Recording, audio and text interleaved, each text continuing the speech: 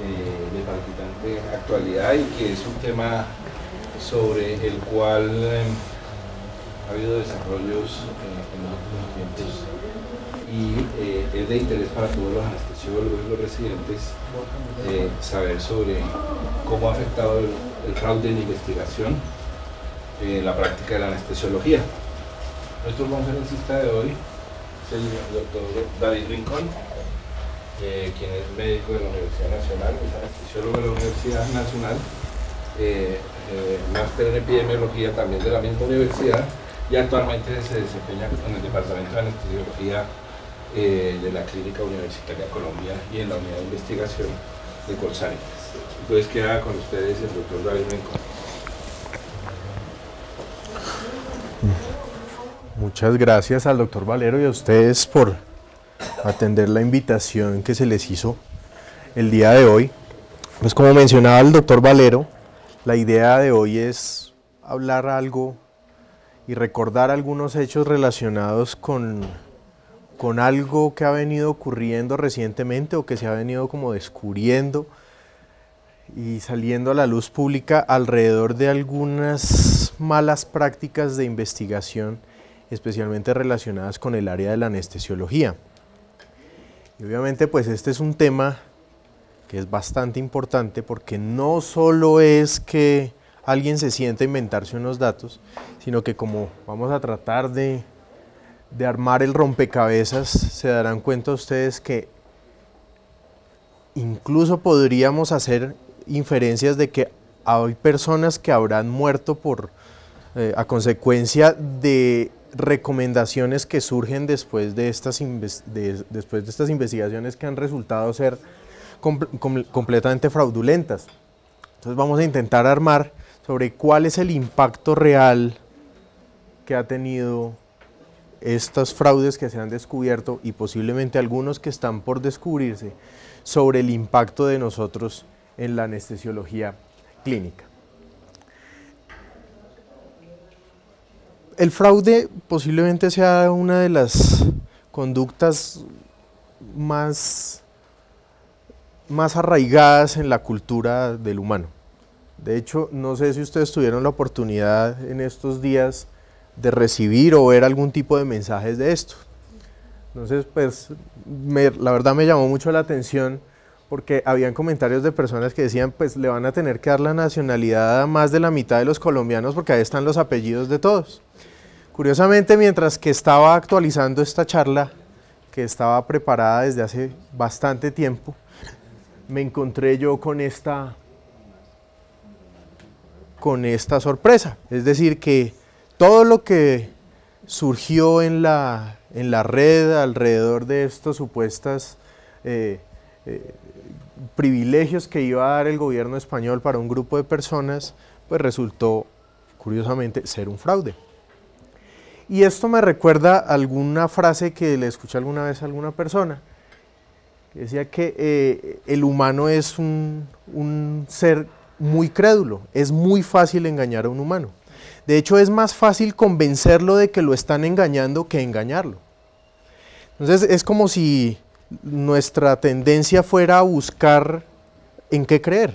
Y a cualquier cosa que nos dicen le damos una credibilidad prácticamente que inmediata. Incluso este tipo de cosas pueden llegar a tener un comportamiento viral. Es decir, se replican por las redes prácticamente sin ningún esfuerzo de quien las implantó. Algo así como en la película, como en Inception, implantan la idea y eso se va solo. Entonces, el fraude realmente, como decía la primera frase, posiblemente esté relacionado con lo que nos ha venido pasando tanto en medicina como en la sociedad en general, y es una tendencia a sentirnos un poco infalibles, y eso es lo que nos ha generado la medicina basada en la evidencia, que es un poco pintar de blanco y negro la realidad de la investigación, cosa que no es muy adecuado. Entonces analizamos los artículos y simplemente asumimos que se pueden hacer bien o hacer mal, pero como que nunca nos ponemos a pensar que una persona se pudo sentar simplemente a inventarse los datos o a modificarlos de tal manera para obtener uno u otro resultado. Si empezáramos a enmarcar el tema y a definirlo, el fraude, como lo denomina la Real Academia Española, es una acción contraria a la verdad y a la rectitud, que perjudica a la persona o a las personas contra quien se comete. Es decir, que aquí de entrada ya es claro que siempre que hay un fraude hay por lo menos una víctima o un grupo de personas que se pueden identificar como víctimas. Pero en investigación, ¿qué podríamos llamar verdad y rectitud? Realmente con el método científico la verdad no la podemos conocer completamente. La verdad es algo un poco etéreo que la intentamos armar por medio del método científico. Y las buenas prácticas o las buenas cosas que se deben hacer en una investigación, pues creo que una de las principales o los íconos de las buenas prácticas de investigación están alrededor de la Declaración de Helsinki, que son toda la declaración respecto a la ética de la investigación, y también está la que se denomina las guías de buena práctica, de buena práctica clínica en investigación, que es el conjunto de normas, ya no solo éticas, sino también incluso de procedimientos, incluso legales que rodean la investigación. Es decir, todo lo que se salga de la ética de la Declaración de Helsinki y de las buenas prácticas clínicas, pues se podrá entender como un fraude. Ahora, la investigación no existiría si no se publicara, si no se reportara adecuadamente. Entonces también existe un paradigma de cómo se deben publicar las cosas, de cómo se deben reportar, que la ha publicado el Comité Internacional de Editores de Revistas Biomédicas, que se publica, la última actualización fue de agosto del 2013, y podríamos decir que todo lo que se aleje de estos paradigmas en cuanto a publicación, pues también se puede considerar algo fraudulento. Entonces, finalmente, ¿qué es el fraude? El fraude es algo que nos nos engaña y nos muestra algo simulando ser verdad sin serlo. Entonces, ahora específicamente, ¿qué podemos denominar al fraude? Pues casi todo el mundo asume que fraude es manipular o fabricar datos, pero las cosas no se detienen ahí. También violar el estándar ético, es decir, por ejemplo, someter a un grupo de personas a una intervención, a recibir placebo sin que esto tenga una justificación ética adecuada, pues eso también se podría considerar fraudulento. El plagio y el autoplagio, que posiblemente es en lo que más podríamos caer nosotros, al menos en nuestro entorno de investigación naciente, y es tomar ideas de otros y no referenciarlas de una manera adecuada. O incluso, en los últimos años que he tenido la oportunidad de servir como par evaluador de trabajos presentados a la Revista Colombiana de Anestesiología, se han identificado varios casos de autoplagio, donde una persona escribe un artículo, después lo modifica levemente y lo quiere volver a publicar en otra revista. Eso es considerado plagio y finalmente eso es un fraude. Los conflictos de intereses no declarados, cuando un laboratorio le paga a uno una investigación pero uno en ningún momento lo dice. O uno ha trabajado con un laboratorio que está tratando de probar una molécula y no lo expresa y no lo hace saber por el lector, eso también puede ser considerado fraudulento. Los autores y los escritores fantasma. Los escritores fantasma es cuando un grupo de personas se reúnen, le pagan a alguien para que escriba el artículo, esa persona es digamos que un profesional escribiendo, escribe un muy buen artículo, nunca aparece como autor y finalmente quienes aparecen son quienes pagan. Entonces, pues sí, hay un escritor que es fantasma, pero eso no es lo correcto es que los autores sean quienes escriben el artículo. Ahora, el autor fantasma es buscando darle cierta credibilidad a lo que estamos escribiendo, poner a un autor como autor que no ha participado o incluso que ni siquiera sabe que se está poniendo ahí. Entonces, esto también puede ser considerado como fraude. La publicación duplicada, que es como la expresión máxima del plagio o del autoplagio, y omitir información. Si yo mido un cierto desenlace en un estudio que pues no me resulta conveniente mostrarlo y no lo muestro, pues eso también es fraude, porque se deben reportar todos los resultados que fueron medidos.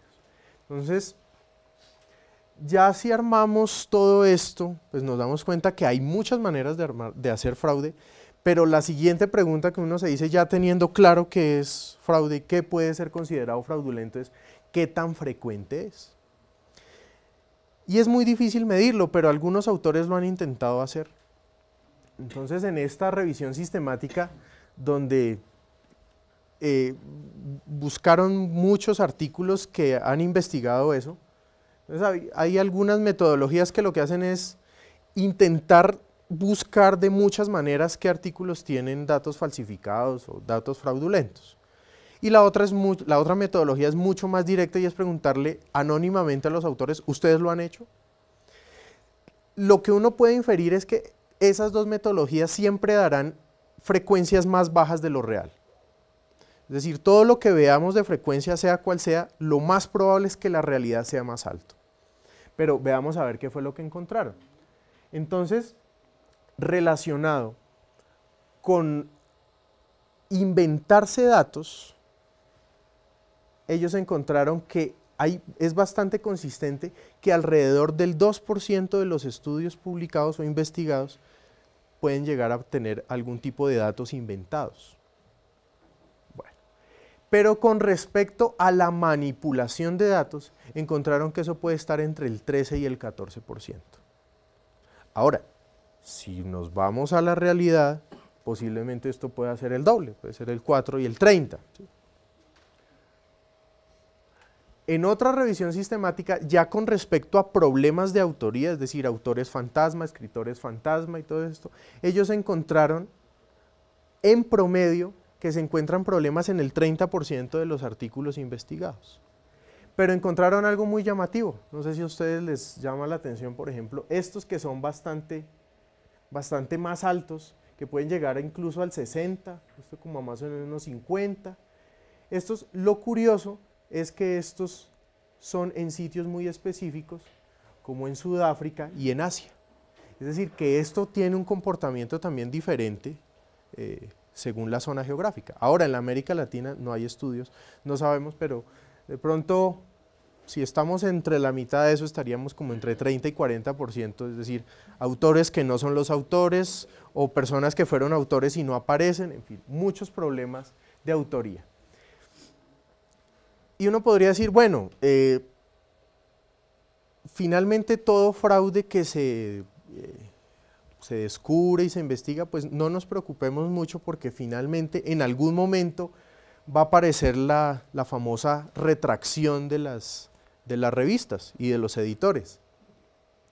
Entonces, pues algunos dirán, no, pues esta es una manera fácil de medir y lo podemos mirar. Entonces, cuando uno se pone a mirar realmente con las retracciones, ¿qué sucede?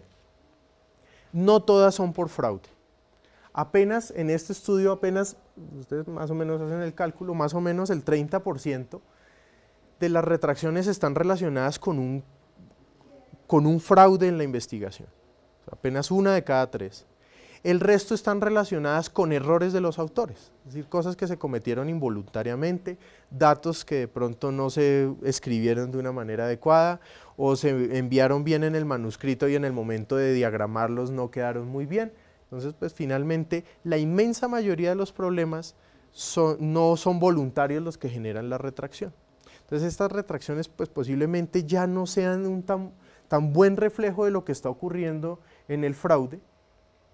Incluso acá en este mismo trabajo mencionan que más o menos el 10% de los casos nunca se puede determinar si la causa de la retracción o lo que llevó a la retracción fue voluntario o involuntario. Es decir, es mucho más complicado en esos casos. Pero se encuentra uno con este tipo de perlas y es que la retracción finalmente le trae un mal nombre a la revista. Es decir, una revista que empiece sistemáticamente a retractarse de los artículos que ha publicado, finalmente hará que su credibilidad se pierda. Entonces a los editores de las revistas no les gusta retractarse. Entonces muchas de estas cosas terminan quedando entre el editor y el autor, y nosotros, los lectores, los usuarios, quienes vamos a trasladar ese tipo de evidencia a los pacientes, nunca nos enteramos. Entonces, desafortunadamente, ¿qué tan frecuente es el fraude?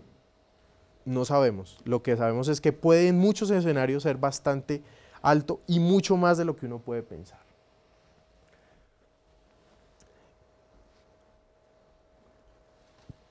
Pero si ya nos vamos al impacto, es decir, bueno, porque puede ser muy frecuente, pero si no tiene impacto, pues no importa.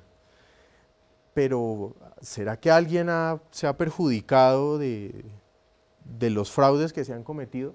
Entonces, en este artículo, que es muy interesante, ellos realmente no tienen capacidad de saber cuántas personas se han tratado con artículos que han resultado ser fraudulentos, pero simplemente se pusieron a contar las personas que habían participado dentro de esos estudios. Ahora, no estudios inventados, sino los de manipulación de datos, naturalmente. Entonces, solo con eso, ellos encontraron que 180 artículos primarios, o sea, estudios primarios, finalmente terminaban involucrados en 851 estudios secundarios, es decir, en 851 metaanálisis, guías de práctica clínica, es decir, que el ruido que genera este fraude se va amplificando con el tiempo. Y fueron todos estos, tanto los primarios como secundarios, pudieron llegar hasta a ser citados hasta más de 5.000 veces, aparecer en tesis, en presentaciones, en otros artículos, amplificando mucho más el problema. Y lo que calculan ellos es que alrededor de 500.000 de personas participaron en estos estudios. Es decir, que solo por esto, los impactos sobre los pacientes, que podríamos identificarlos como, de pronto, no los primeros, pero sí los más vulnerables, las víctimas más vulnerables de este tipo de práctica. Ahora, el problema no se queda dentro de nuestra literatura. Muchas de las cosas, muchos de estos fenómenos han venido saliendo en literatura común, pues en periódicos, en revistas. De hecho, en del New York Times, muestran cómo se ha venido aumentando el número de retracciones, ya sea por fabricación de los datos, es decir, un fraude voluntario. Ahora, por error involuntario también han venido aumentando, y en total las retracciones de las revistas han venido aumentando, y el público se está enterando de esto.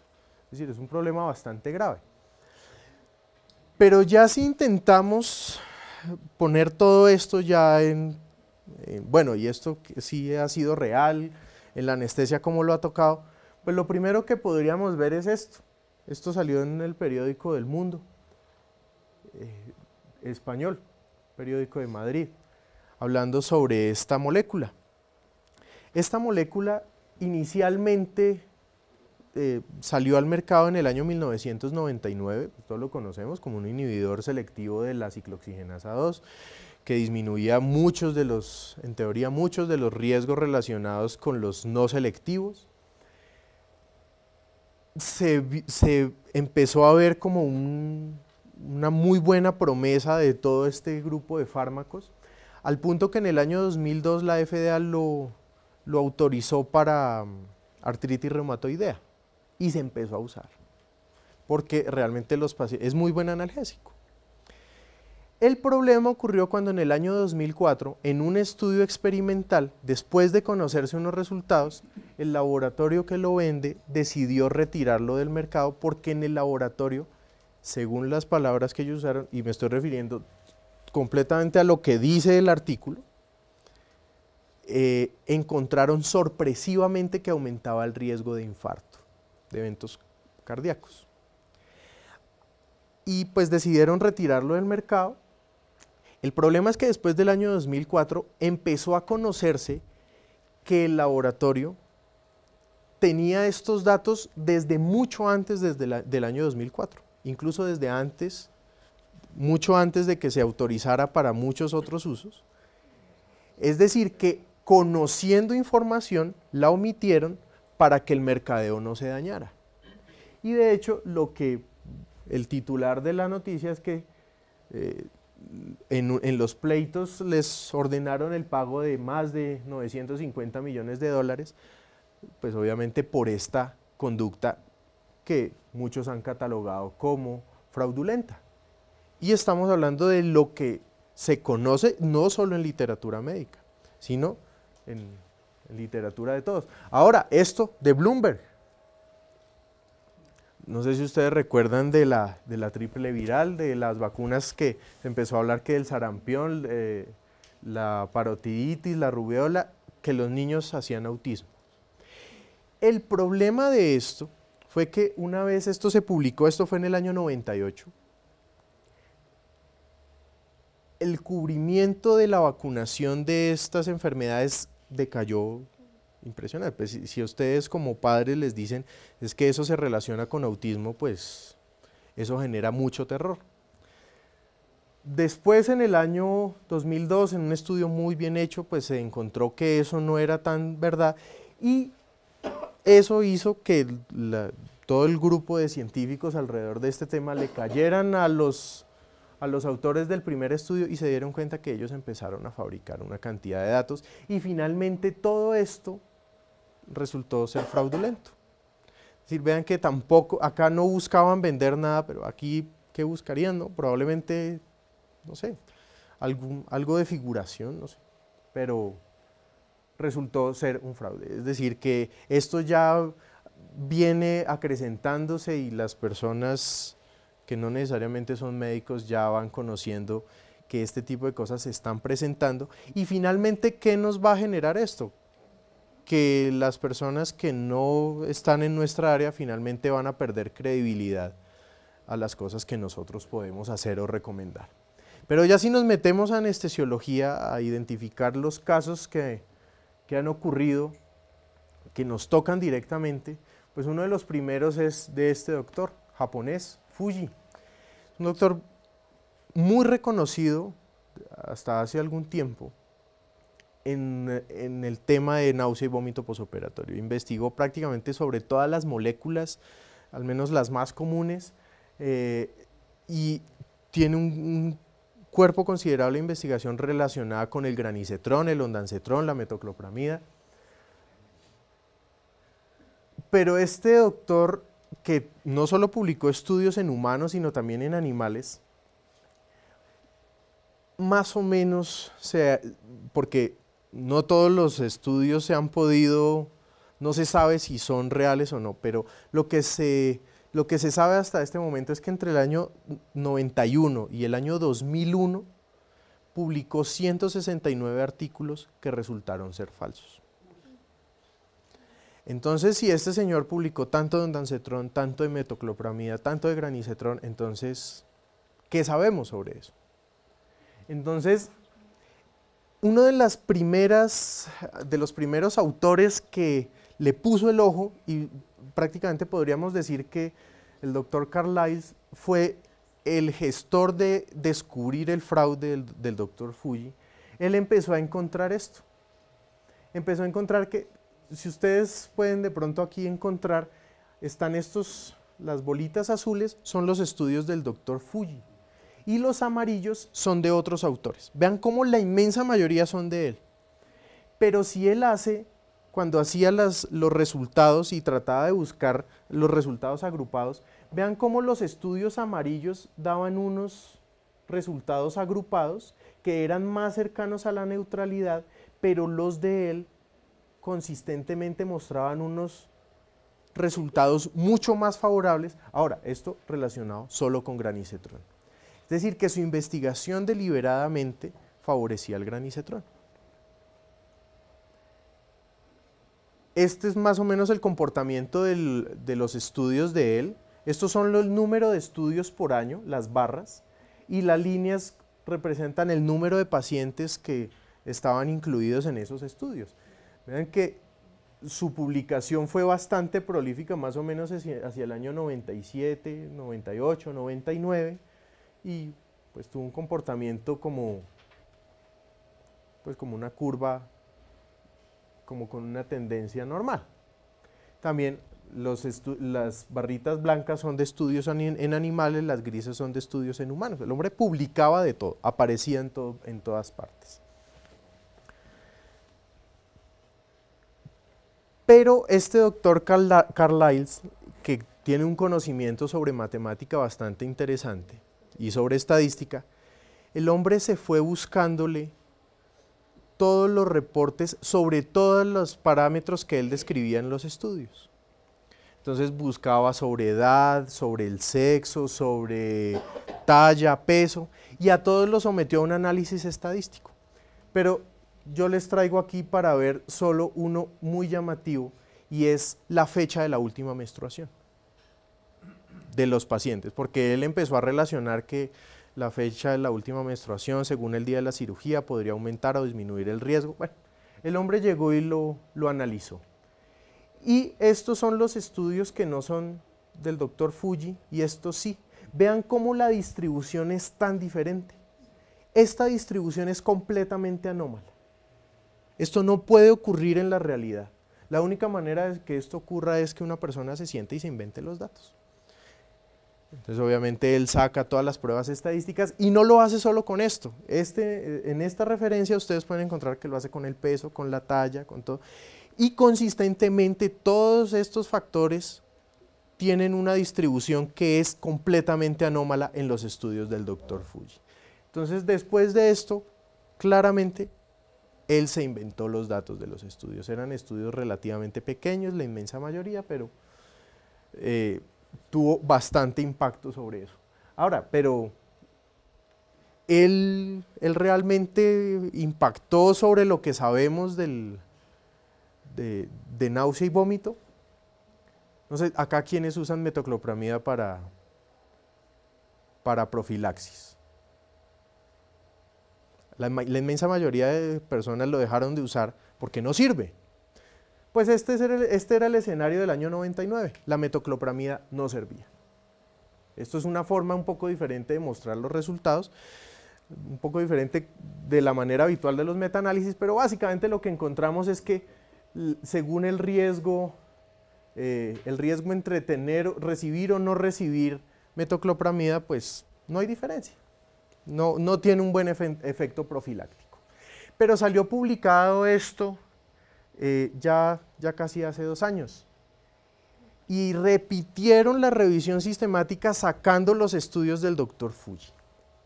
Es decir, con un sentido bastante lógico. Es probable que él no solo haya querido hablar bien del granicetrón, sino que haya hablado mal de la competencia del granicetrón. Entonces excluyeron todos los estudios de él sobre metoclopramida. Y la sorpresa es que evidentemente la metoclopramida sí tiene un efecto antiemético. Es decir, este señor prácticamente es el culpable de que en el mundo se haya dejado de usar metoclopramida y se haya pasado a las moléculas que él quería favorecer. Y fue hecho, este estudio fue hecho expresamente con esa intención y tratar de dilucidar si lo que él había hecho fraudulento había tenido algún tipo de impacto sobre nuestra práctica. Personalmente concluyo que el impacto empieza a aparecer. Bueno, pero saliendo un poco de la náusea del vómito y de los anestesiólogos, pues encontramos este doctor, el doctor Poldermans, que es un cardiólogo muy conocido por ser el líder de los estudios o de la familia de estudios del DCRIS. Estos estudios cayeron en el ojo del huracán, por decirlo de alguna manera, porque empezaron a mostrar ciertas inconsistencias. Esto es una familia de 6 estudios donde se evaluaba el uso de betabloqueador perioperatorio. Entonces el DCRIS 1, para esta publicación de este año, el DCRIS 1 realmente no se sabe si sí o si no, porque como pasaron más de 10 años, pues es muy difícil seguirle la pista a los pacientes o a los consentimientos o a los comités de ética donde supuestamente se presentó todo esto. Entonces no se sabe. El DCRIS 2 Lo que se sabe ya a ciencia cierta es que los desenlaces, es decir, ellos definían si el paciente se infartaba o no se infartaba, si tenía evento coronario o no tenía evento coronario, eso lo hicieron a dedo. Es decir, en ningún momento midieron de una manera consistente quién se infartaba, quién no, eso lo hicieron, lo asignaron, de qué manera no sé, pero no fue de la correcta. El 3, no se pudo investigar completamente porque no se encontró la fuente de los datos. No se encontraron los formatos de consentimiento informado, es decir, no se sabe si realmente esos pacientes existieron o no. Y solo hay como cosas verbales, que la gente habla y dice sí, se hizo, no se hizo, pero no hay ninguna documentación que soporte. Entonces realmente tampoco se sabe si fue fraudulento, pero tampoco se puede mostrar que sí es adecuado. En el 4, el comité que adjudicaba los desenlaces, ellos decían que lo hacía un comité multidisciplinario, pero finalmente lo hacía era el cirujano. Entonces el cirujano finalmente era el que escribía en el formato de recolección de datos, sí, este se infartó, este no se infartó, este sí se murió, este... Cuando ellos decían que lo hacía un grupo multidisciplinario.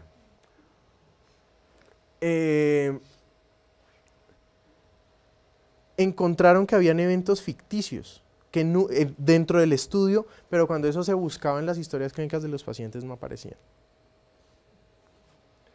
El 5, pues básicamente lo mismo, digamos que aquí se empieza a ver una consistencia. Una de las cosas gravísimas es que nunca hubo evidencia que se haya hecho consentimiento informado con estos pacientes.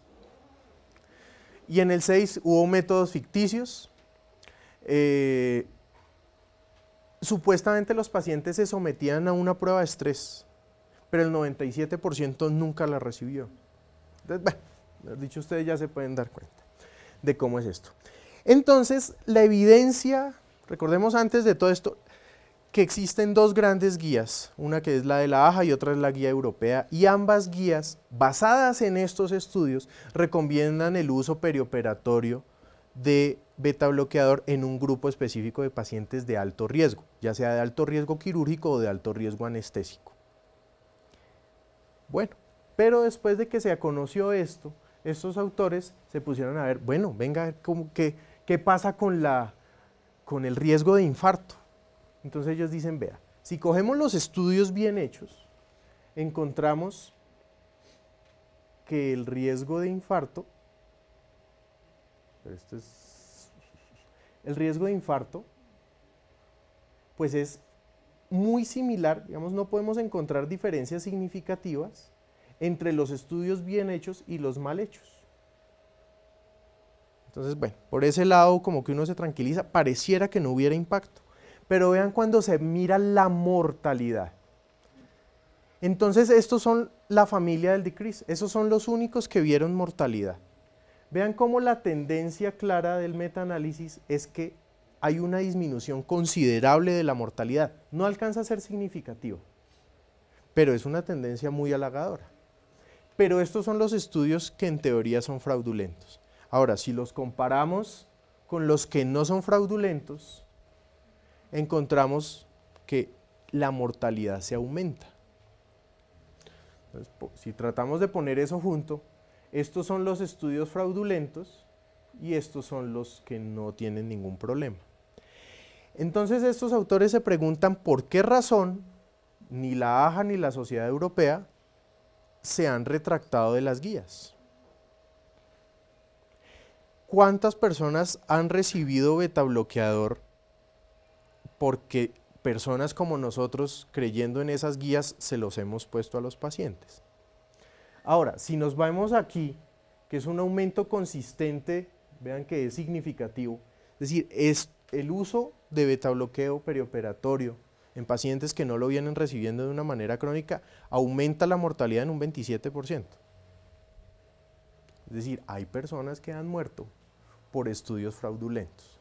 Entonces empezamos a ver que la cosa es mucho más grave que simplemente dejarlos vomitar por no ponerles Placil, o gastar un poco más por usar otras moléculas y no las competencias, sino ya estamos hablando de mortalidades adjudicables a conductas fraudulentas. Este doctor, este es el de los AINES, el de la analgesia anticipada, también de los COX-2. En este editorial que es muy famoso del Dr. White, que después encontraremos otros que siguen la misma tónica y es, bueno, sobre la analgesia perioperatoria, ¿qué sabemos? Después de esto, ¿qué sabemos?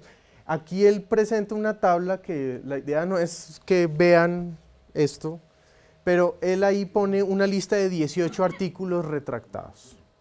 Y en este momento eran 18, pero a estos 18 se le sumaron otros 3. Es decir, en estos momentos hay 21 artículos que este señor simplemente se los inventó. ¿Qué sucede? Que Reuben en algún momento de su vida la investigación sí la hizo bien y todavía hay algunos que se ha demostrado que sí estuvieron bien hechos y no son fraudulentos. Entonces todavía encontramos de él pues, literatura por ahí volando y obviamente pues no se puede descalificar.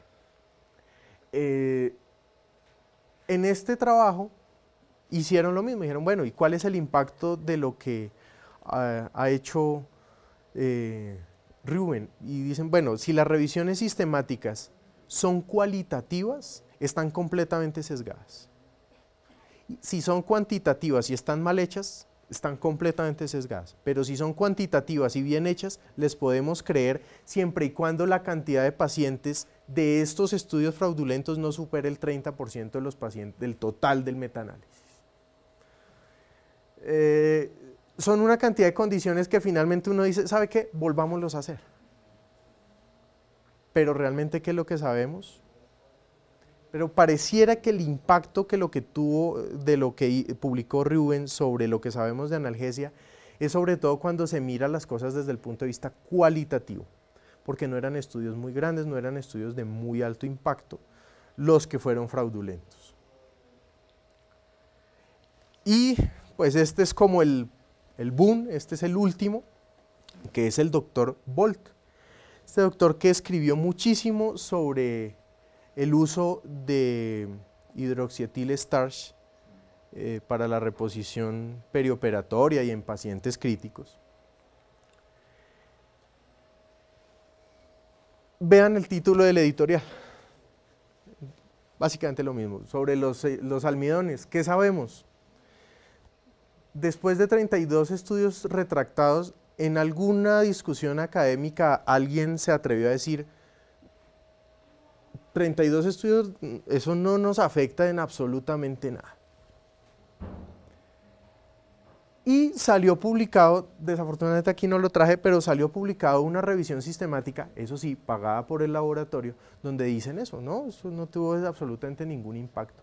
Pero esta que es la primera revisión sistemática independiente, tratando de identificar si hubo o no hubo impacto de las investigaciones de este doctor sobre lo que sabemos de este tipo de intervenciones.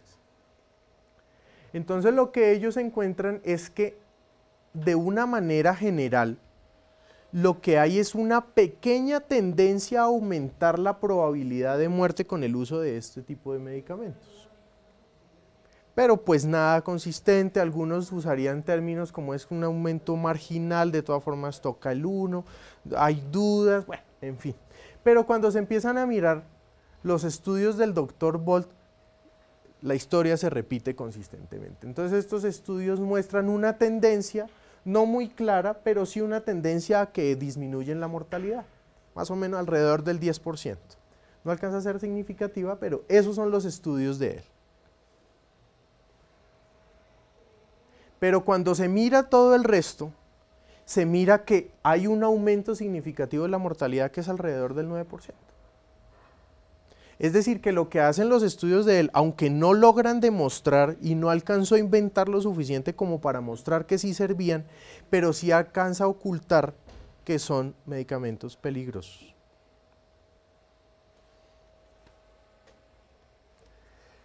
Bueno, pero después de todo esto, ¿qué hemos aprendido? Entonces, pues lo primero es, ¿quiénes son las víctimas? Pues las víctimas, pensaría uno que Las primeras víctimas somos nosotros mismos, pero probablemente no seamos las más importantes. Las víctimas más importantes son los pacientes. Además que en muchos de estos escenarios, ya cuando vemos que se ha ocultado, que se aumenta la mortalidad, se ha ocultado que aumenta la morbilidad, pues necesariamente estamos hablando de víctimas en un grado de severidad mucho más del que uno quisiera hablar. Con respecto a las causas, pues mucho se ha hablado de qué lleva a personas como estas de tanto renombre, que tienen apoyo de la empresa farmacéutica, que tienen apoyo de un ambiente académico, todos ellos profesores universitarios, ¿qué los lleva a inventarse los estudios? Algunos autores le han achacado la culpa a la política, sobre todo en países, en Europa y en Estados Unidos, de la política del publique o se muere, publica o pereces.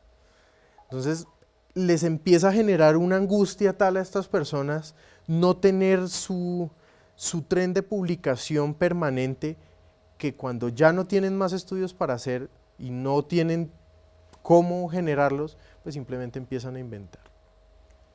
Porque ya tenían nombre antes de empezar a inventar. Entonces puede ser eso. ¿Qué están buscando también? Simplemente figurar, aparecer en la... Incluso algunos autores hablan que con la regulación actual, la investigación patrocinada por las empresas farmacéuticas es supremamente segura. Pero recordemos que ellos ganan muchísima plata por investigarles a las farmacéuticas. Entonces proponen estudios que no hacen, pero simplemente las farmacéuticas están haciendo cumplir un contrato, ellos les pagan si les entregan los resultados. Porque supuestamente todo está regulado por el Comité de Ética Institucional y el Consejo de las Facultades, en fin. Pero eso realmente nunca se cumple. ¿Cómo se puede detectar? Y aquí la importancia es que pareciera que todo fraude grande siempre será detectado, no importa cuánto tiempo se tome la medicina o el grupo de investigadores para detectarlo. Siempre se detectará. Y muchos de estos procesos de detección están alrededor de las revisiones sistemáticas. Recordemos que hay detractores, algunos muy importantes, otros más bien como más bien generando ruido en contra de las revisiones sistemáticas, pero es indudable que es imposible detectar muchos de estos fraudes si no se hace una búsqueda sistemática de la literatura y se contrastan ciertos resultados contra otros. Vean que la detección en la inmensa mayoría de los casos empezó en las revisiones sistemáticas. ¿Y cómo se puede prevenir? Pues finalmente eso es lo que estamos viviendo actualmente. Recordemos las políticas que han venido más o menos de unos 10 años para acá, de que todos los protocolos deben ser inscritos previamente antes de que se empiecen a hacer los estudios. Esto genera cierta transparencia, es decir, investigar ahora no es lo mismo que investigar hace 20 años. Hacer un protocolo hace 20 años era mucho más fácil, hacerlo hoy es mucho más complicado, precisamente porque se tienen que cumplir una cantidad de requisitos que están destinados a prevenir que este tipo de cosas vuelvan a ocurrir. Es decir, tampoco puede volver a pasar que un laboratorio oculte información. Por eso los protocolos se conocen, se saben qué desenlaces se midieron, todo lo que se mida se debe reportar. No se puede reportar nada que no se haya dicho que se iba a medir. En fin, digamos que estas son cosas que finalmente le dan transparencia a la investigación. Las debemos conocer como usuarios de la investigación y también como productores de investigación, porque la tenemos que empezar a cumplir. Y pues en conclusión, una conclusión muy personal es que debemos estar un poco más alerta. Definitivamente el fraude existe, es muy frecuente, tiene bastante impacto. Desafortunadamente como anestesiólogos hemos sufrido el hecho de que la mayoría de los fraudes encontrados recientemente están relacionados con nuestra especialidad. No podemos ser ajenos, debemos asumir una posición crítica en torno a la literatura que sigue recomendando cosas basadas en literatura fraudulenta y finalmente, pues no, estar siempre muy alerta, muy buscando este tipo de cosas. Posiblemente muchos de nosotros no estamos en la capacidad de buscar el fraude, pero sí estar pendiente de que cuando las cosas se encuentren, tomar las medidas tanto personales en cuanto al manejo de cada uno de nuestros pacientes y obviamente también políticas de departamento, limitando el uso de ciertas alternativas terapéuticas o diagnósticas que pueden llegar a ser inadecuadas para los pacientes. Muchísimas gracias. ¿Hay alguna pregunta para el doctor Rincón? Esa biografía falsa, ¿cómo afecta el factor de impacto de las revistas y pues, de las recomendaciones que ya hemos sabido de que tienen esa literatura fraudulenta? Y lo otro es cómo se maneja la disponibilidad de esta literatura fraudulenta, pues en los sistemas de base de datos que están disponibles o son removidas de ellas o no tiene acceso a ellas. Lo del factor de impacto no le entiendo mucho la pregunta, es decir que... O sea, esos artículos posiblemente han sido citados en muchas veces. Exacto. Entonces de ahí parte la medición del factor de impacto de la revista. Entonces, ¿cómo se toma esto? Si revistas de alto impacto han publicado esos artículos. Sí. Anestesiology, anestesia analgesia han publicado muchísimo. Lo de Rubén. Yo la verdad no sé si para todos es familiar el concepto de factor de impacto, pero el factor de impacto es como el ranking de una revista, y el factor de impacto se arma con el promedio de veces que un artículo de una revista es referenciado por otros. Entonces las revistas obviamente el de mayor factor de impacto en medicina es el New England, que está alrededor como de 12, 13, algo así. Sé que lo ha trabajado, creo que está alrededor de él. Es decir, que cada artículo del New England es referenciado en promedio 12 veces. Habrá unos de 1000, habrá otros de 0, pero en promedio es 12 veces, y eso es mucho. En la revista colombiana de anestesia está como en 0,8 o algo así. Es decir, cada artículo en promedio se referencia menos de una vez. Yo que tenga conocimiento, eso no, retractarse los artículos no le quita factor de impacto a las revistas. Ahora, con respecto a lo otro de si salen de las bases de datos, pues no, y ese es el problema. Ahora que están tan de moda los gestores de bibliografía como el Mendeley y el Papers, todas estas cosas, pues si ustedes descargaron el artículo hace 3 años y hoy se retractó, pues ustedes están con el mismo artículo que descargaron hace 3 años y ahí no se van a dar cuenta de nada. Cuando se retracta, no sé si ustedes han tenido de pronto oportunidad de ver que inmediatamente la revista le pone por todo lado retractado, retractado, retractado. Digamos que eso sirve, ellos no lo pueden quitar de circulación. Es decir, el artículo tiene que seguir apareciendo, excepto en un caso. No sé si ustedes se han dado cuenta recientemente que ahora dice, este es un artículo de publicación previa. O sea, se publica anticipadamente. Entonces uno dice, ve, lo publicaron porque es muy interesante. Resulta que fue que los editores se reunieron y dijeron, una de las maneras de los estudios que pueden llegar a tener algún problema de estos, los publican antes, más o menos entre 6 y 8 semanas, para que todo el mundo diga, vea, esto puede tener este problema, este problema. Si un artículo de publicación previa resultó ser fraudulento y se va a retractar, desaparece. Ese sí desaparece. Y por eso este tipo de estrategia se está volviendo más común. Pero una vez se publica, tiene volumen, tiene número y tiene página, la única manera es que empieza a aparecer en todas partes retractado, retractado, retractado.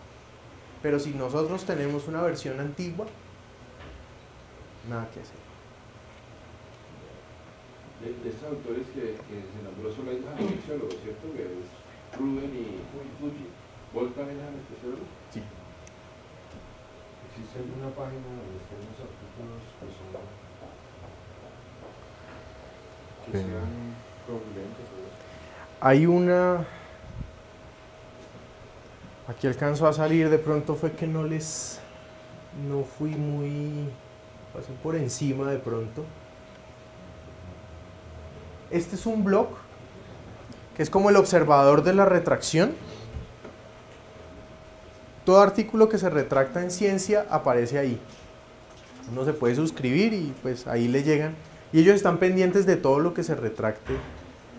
Ahora, revistas que han sido muy golpeadas como Anestesia y Analgesia, Anesthesiology, tienen editoriales completos donde están las listas, como los que les mostraba ahí. Pero este es una muy buena fuente para enterarse de este tipo de cosas. Al hablar usted, ¿sabe por qué la gente publica estos artículos fraudulentos? Pues menciona solamente la parte de la figuración, de la necesidad de publicación de los investigadores, etcétera, etcétera. En este problema del COX-2, en agosto de 2006, si no me equivoco, en JAMA, salió la editorial haciendo una crítica a todo lo que había pasado con el rofecoxib, que desde el 98, antes de que saliera el medicamento, ya estaba cuestionado. En el 2002 ya estaba cuestionado, en 2004, cuando iniciaron el estudio en la polimorfosis familiar múltiple, tratando de buscarle nuevos caminos al uso del rofecoxib, que ya estaba cuestionado como analgésico también, y eso está escrito todo en el editorial de JAMA. Además de que describen que después de dar 18 meses a los pacientes que estaban en ese estudio, el medicamento, el COX-2,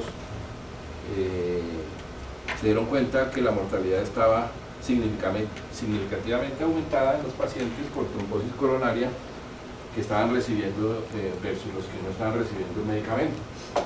Sin embargo, el laboratorio, en vez de hacer esto público, lo que dijo es: detenemos el estudio porque la mortalidad está aumentada y nos hemos dado cuenta que si la gente recibe 18 meses rofecoxib, se aumenta el riesgo de enfermedad coronaria y de trombosis coronaria. O sea que vuelven a darle una interpretación a los datos y eso todavía persiste. O sea, si uno le pregunta a mucha gente, dice: oiga, los COX-2 no se pueden dar por periodos largos, toca darlos por periodos cortos, porque en periodos largos, cuando hay otros estudios que muestran que no, desde los 10 días ya se ha aumentado el riesgo. Eso es para preguntarle qué piensa David de ese otro gran factor que trata JAMA en este editorial, y es la industria farmacéutica. La industria farmacéutica presionando y sacando de las revisiones que se piden cuando se aprueba un medicamento los trabajos que han salido negativos contra el medicamento. Ellos hacen las investigaciones y cuando los trabajos y las investigaciones salen que el medicamento tiene alguna contraindicación, efecto colateral, simplemente en la papelería que presentan a la FDA no incluyen eso. Y lo que hizo la FDA en esa época fue solicitarle al laboratorio que entregara todos los trabajos positivos y negativos que había sobre el medicamento, y eso cambió el panorama de aprobación del fármaco, tanto que la FDA en ese momento dijo: no se puede seguir usando. Pero ¿qué pasó? Que fueron casi 10 años en que se usó el medicamento y las ganancias, pues, para el laboratorio debieron ser exorbitantes, mientras que la mortalidad de pronto no sabemos cómo se comportó. Y surgió la duda sobre el resto de COX, de COX-2. Después venía el etoricoxib, que en los estudios lo compararon con diclofenaco, que también tiene un riesgo cardiovascular alto. Y el primer cuestionamiento que se hizo: ¿por qué se compara si hay otros AINES que tienen un riesgo cardiovascular más bajo? Entonces son estudios que están sesgados desde el principio. ¿Por qué? Porque la industria farmacéutica está presionando y está tratando de obtener ganancias. Uno de los factores que puede estar presionando a estos investigadores a sacar cosas fraudulentas también son los grants, los patrocinios, todas esas cosas que indudablemente están cambiando todo el panorama de la medicina, porque casi en todo lo que hacemos puede haber algún tipo de patrocinio, y indudablemente que nosotros, siempre que participemos en cualquier cosa de estas, debemos empezar diciendo no tengo ningún conflicto de interés, pero muchas veces se hace esa declaración en los trabajos y en realidad no es cierto. ¿Qué piensa David? De todos estos casos de fraude, el único donde ha terminado involucrada la industria farmacéutica ha sido en el del Rofecoxib. De resto, incluso donde ha habido un favorecimiento claro a las moléculas, digamos que al parecer o no tuvieron nada que ver o se blindaron muy bien.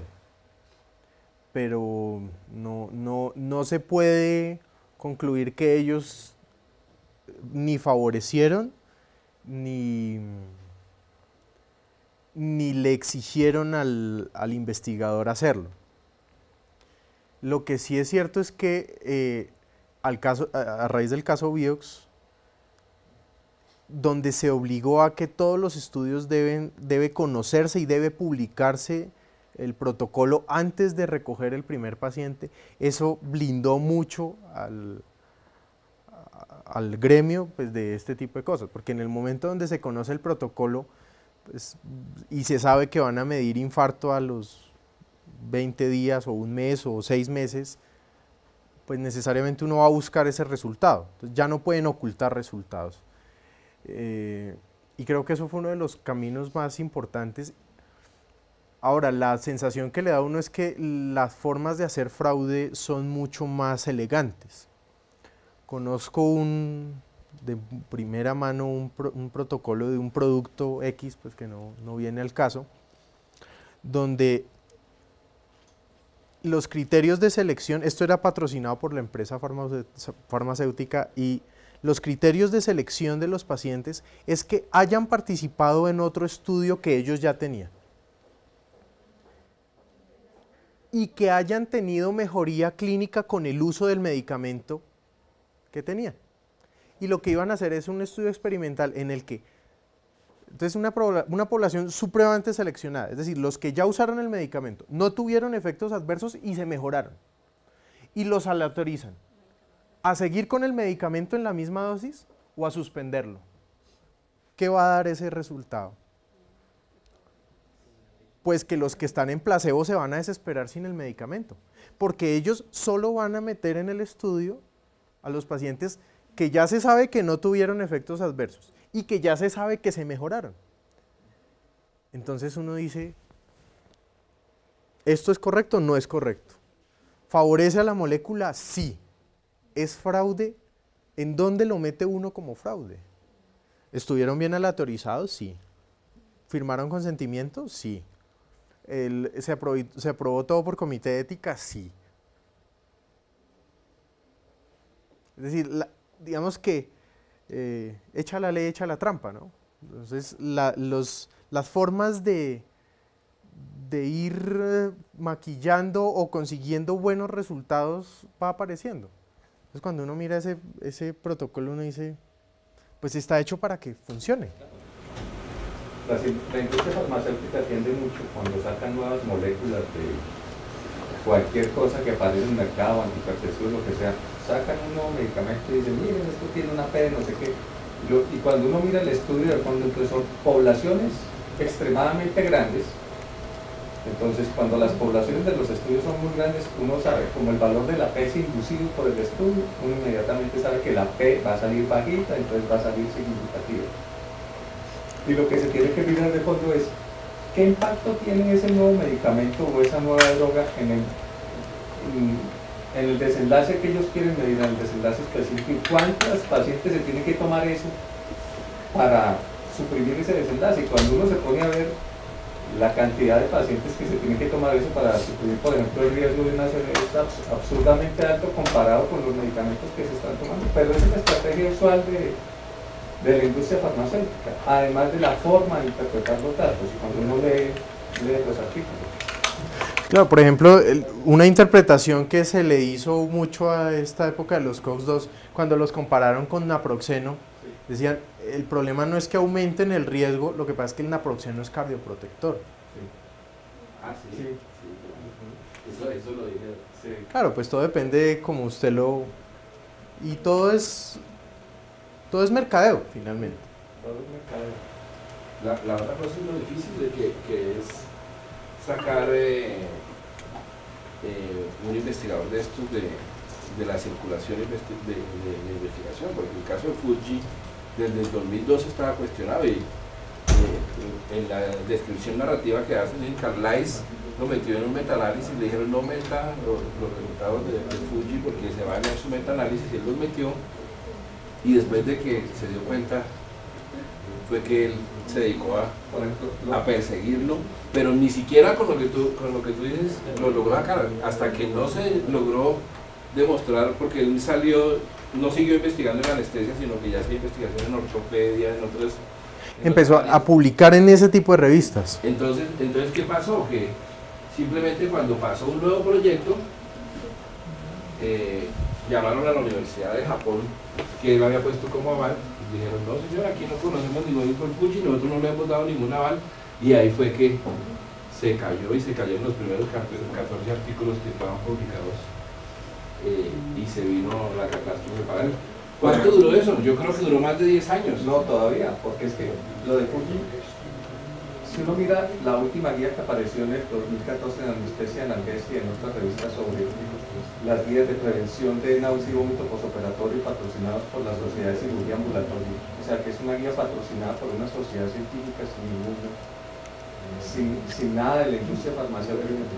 La metoclopramida no aparece ahí como un agente bueno para prevenir el vómito. Lo que pasa es que si no estoy mal, el artículo que mostró David decía 2012 para lo de los metaanálisis y los resultados de Fuji. Y este protocolo se cerró la literatura al 2011, pues para ser publicado en 2014. O sea, todo lo que demora en hacer unas guías que fue casi 2 años y medio más para hacerlas muy bien hechas. Y de hecho las guías están muy buenas. Las recomiendo. Sí, eso se empieza a amplificar el eco. Y después a empezar a callarlo no es inmediato, sí, eso se toma un tiempo. Se toma un buen tiempo. O sea, tanto que en estas guías que son las últimas, la metoclopramida aparece en dosis absurdamente altas para el tratamiento. Y no aparece como un medicamento para prevenir náuseas y vómito postoperatorio. Bueno, muchas gracias a todos por haber asistido. Están cordialmente invitados para el último jueves de abril, en que habrá nuevamente actividad académico-gremial aquí en este mismo sitio. Le agradecemos mucho al doctor Rincón por su excelente exposición, por esa revisión tan profunda y ese tema que nos deja a todos completamente motivados para seguir mirando este tema del fraude y mirando muy discriminadamente la literatura que estamos leyendo y documentándonos acerca de si los trabajos no solamente están bien hechos desde el punto de vista metodológico, sino que sí se ha introducido algún factor que nos lleve a sospechar fraude. Y estos artículos que ya se han mencionado, estos autores, pues están pendientes de que no aparezcan en la literatura que estamos revisando, porque seguramente nos llevarán a cometer errores del manejo de nuestros pacientes. Muchas gracias. Gracias.